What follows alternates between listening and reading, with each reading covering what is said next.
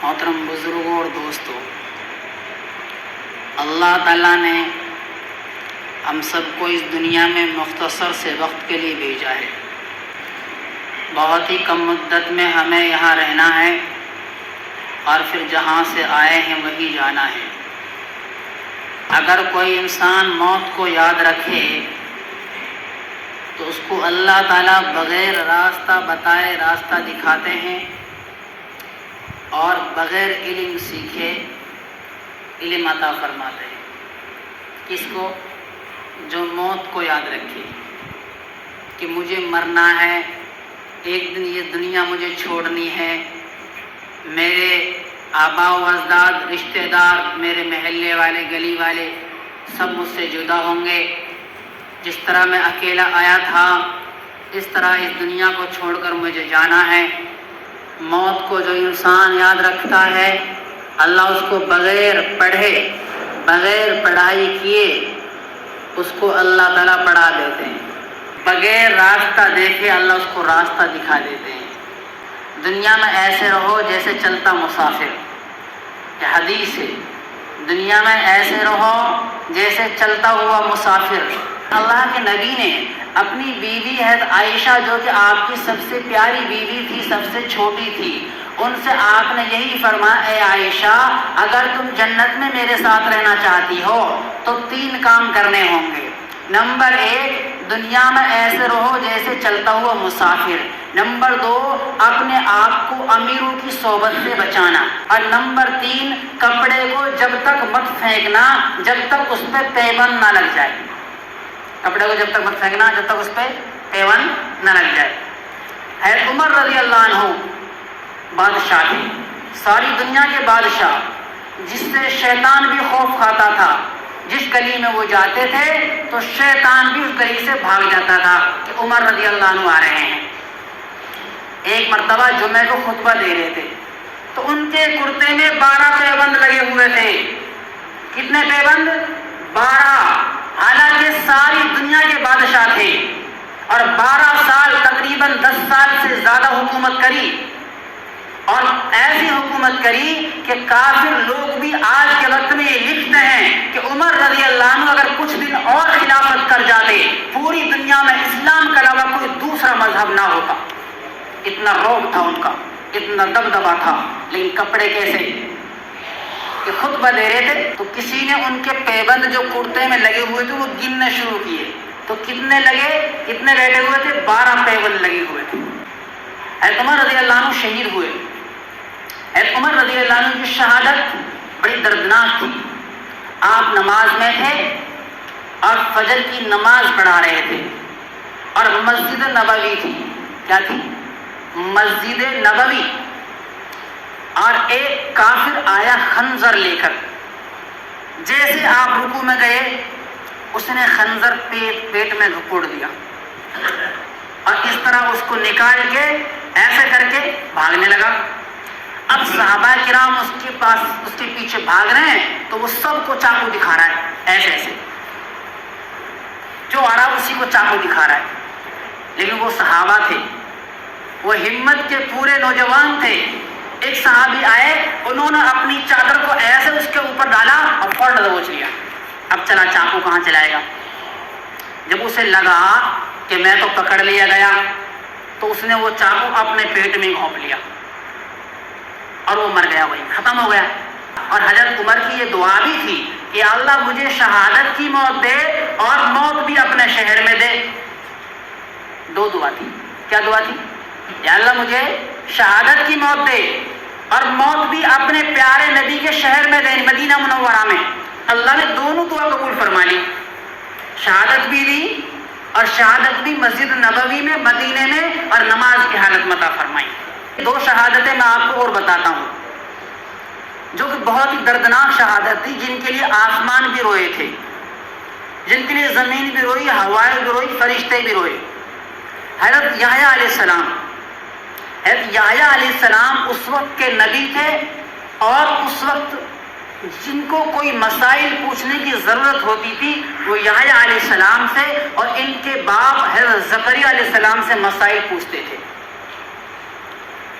تو بادشاہ کی جو بیوی تھی اس نے ایک مسئلہ پوچھا. اس نے یحییٰ علیہ السلام کو بلایا اپنے گھر اور اس نے مسئلہ پوچھا کہ یحییٰ میں چاہتی ہوں کہ میں اپنی بیٹی کا نکاح، اپنی بیٹی کی شادی اپنے شوہر سے کر دوں، یعنی بادشاہ سے کر دوں، تو بتاؤ تمہاری شریعت کیا کہتی ہے؟ کیونکہ اس کو لگتا تھا کہ اگر میں نے اپنی بیٹی کی شادی اپنے شوہر سے نہ کی تو یہ تو بادشاہ ہے، یہ پھر کسی اور سے شادی کر لے گا اور بادشاہ ہمارے گھر سے چلی جائے گی. تو اس نے کیا ارادہ کیا کہ اپنی بیٹی کی شادی بادشاہ سے کر دوں. اس کے لیے انہوں نے یحییٰ علیہ السلام کو بلایا. تو انہوں نے بتایا کہ یہ جائز نہیں ہے، کیونکہ سوتیلی بیٹی بھی اپنی بیٹی کی طرح سے ہے، یہ تمہارا جو رشتہ ہے یہ جائز نہیں ہے. تو ان کو بڑا غصہ آیا، ان کو بڑا غصہ آیا کہ انہوں نے تو میری جتنی بھی سوچ تھی وہ ساری سوچ پہ پانی پھیر دیا. انہوں نے ایک مرتبہ کیا کیا کہ بادشاہ کو شراب پلائی، اور جب وہ شراب کے نشے میں مست ہو گیا تو اس کے بعد اپنی بیٹی کو بھیج دیا. اس کے بعد کہنے لگی کہ بادشاہ سلامت، میں تو چاہتی ہوں کہ تمہارا رشتہ اس بیٹی سے ہو جائے، لیکن جو اس وقت کے ملا بنے ہوئے ہیں نا وہ منع کرتے ہیں، وہ کہتے ہیں کہ یہ جائز نہیں ہے.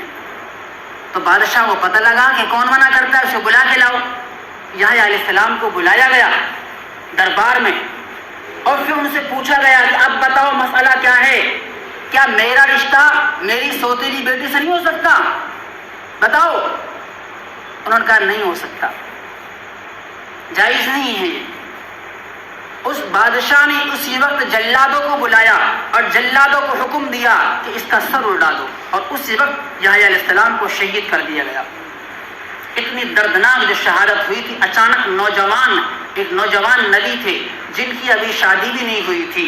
اتنی دردناک شہادت پر فرشتے بھی روئے، زمین بھی روئی، آسمان بھی روئے، اس وقت کے لوگ بھی روئے.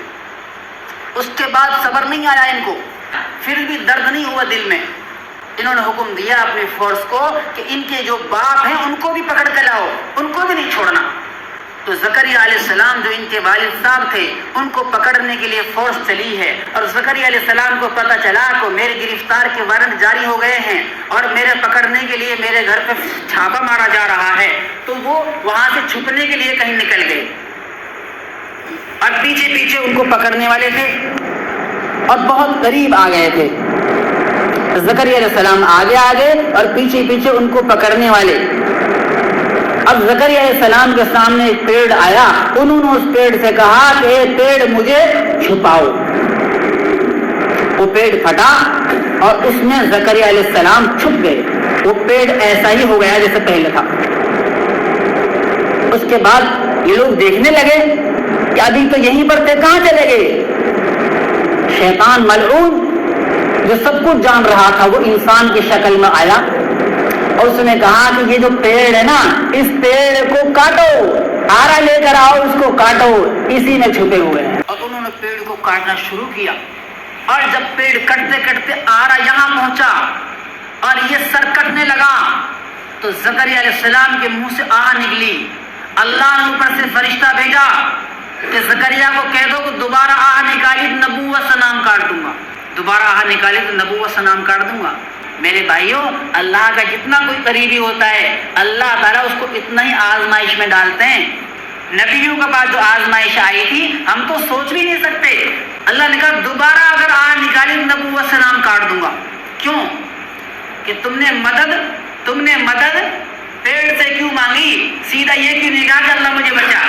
اب وہ لوگ بھی اس بات پہ اندازہ لگائیں جو اللہ کے علاوہ دوسروں سے مدد مانگتے ہیں. اللہ کے علاوہ دوسروں سے مدد مانگنا کیا اللہ راضی ہوں گے؟ اللہ تعالیٰ کے یہاں سب سے بڑا گناہ شرک ہے. کیا ہے؟ شرک. اور شرک اسے کہتے ہیں کہ اللہ سے جو چیز مانگنی ہے وہ آپ غیروں سے مانگو. یہ پیر سے مانگیں گے تو یہ پیر ہماری مراد پوری کر دے گا. بھائی کیسے کر دے گا؟ وہ تو خود محتاج ہے. اگر وہ محتاج نہ ہوتا تو وہ قبرستان کیوں جاتا بتاؤ؟ وہ تو زندہ رہتا نا، وہ کیوں مرتا؟ اس بات کو سوچو. میں تو بتاؤں گا بار بار، مجھے پتا ہے اس لوگوں کو یہ چیز برداشت نہیں ہوتی. لیکن یہ حق بات ہے بتانی ہوگی، کیونکہ اللہ تعالیٰ کی نظر میں سب سے بڑا گناہ ہے۔ اس سے نماز کا بھی ثواب نہیں ملتا، اس سے قرآن کا بھی ثواب نہیں ملتا، اس سے حج کا ثواب نہیں ملتا، اس سے آپ خیرات کرو، پانی پلاؤ، لوگوں کو صدقہ فطرہ دو، کسی کا ثواب نہیں ملتا جب تک آپ کے اندر شرک ہے۔ ہمارا کام بنانے والا اللہ، کام بگاڑنے والا اللہ، موت زندگی دینے والا اللہ، ہماری ہر بات کو سننے والا، ہماری ہر حاجت کو پورا کرنے والا ایک اکیلا اللہ ہے، سارے بادشاہوں کا بادشاہ ہے، اس کے علاوہ کسی میں کوئی طاقت نہیں ہے، سب اس کے محتاج، وہ کسی کا محتاج نہیں۔ مانتا ہوں خواجہ معین الدین چشتی بہت بڑے ولی تھے، اور ان کی ولایت کی باتیں آپ سنیں گے نا تو آپ کو پتہ بھی نہیں ہوگا، اتنی ساری باتیں، کتنے بڑے ولی تھے وہ۔ خواجہ معین الدین چشتی ازمیری اللہ کے ولی تھے، اللہ کے دوست تھے، اللہ کو ماننے والے، اللہ کی وحدانیت پر یقین کرنے والے، لیکن آج ان کی قبر پہ چادر چڑھاتے ہیں لوگ بڑے شوق سے، اور کہتے ہیں کہ جی یہ تو اجر و ثواب کا ذریعہ ہوگا، اس سے یہ خوش ہوں گے۔ اگر وہ خوش ہوتے چادر چڑھانے سے تو وہ زندگی میں خود بھی تو چادر چڑھاتے، اپنی زندگی میں خود کرتے نا وہ۔ اگر اس کام سے وہ خوش ہوتے تو وہ خود کرتے، یا اپنی اولاد کو بتاتے، یا اپنے ماننے والوں کو بتاتے کہ بھائی میں تو بیمار ہوں، چلو لیکن تم میری طرف سے چادر لے جاؤ اور فلاں جگہ ایک جو ہے کوئی بڑے ولی ہیں ان کے اوپر چادر چڑھا کے آ جاؤ۔ پتہ چلا انہوں نے چادر نہیں چڑھائی، انہوں نے کسی قبر والے سے نہیں مانگا، انہوں نے کہیں سجدہ نہیں کیا، انہوں نے کسی کے سامنے سر نہیں جھکایا، اللہ کے سامنے سر جھکایا، صرف ایک اللہ کے سامنے۔ اور اللہ کے سامنے سر جھکانے سے ہی ہم اللہ کے قریبی بنیں گے، اللہ کے قریبی بنیں گے۔ تو یہ شہادتیں اور یہ ساری باتیں صرف اس لیے سنائی جاتی ہیں تاکہ ہمارا یقین اللہ پہ ہو جائے، یقین اللہ پہ ہو جائے۔ کریں گے انشاءاللہ اللہ پہ یقین، اللہ نے توفیق عطا فرمائے۔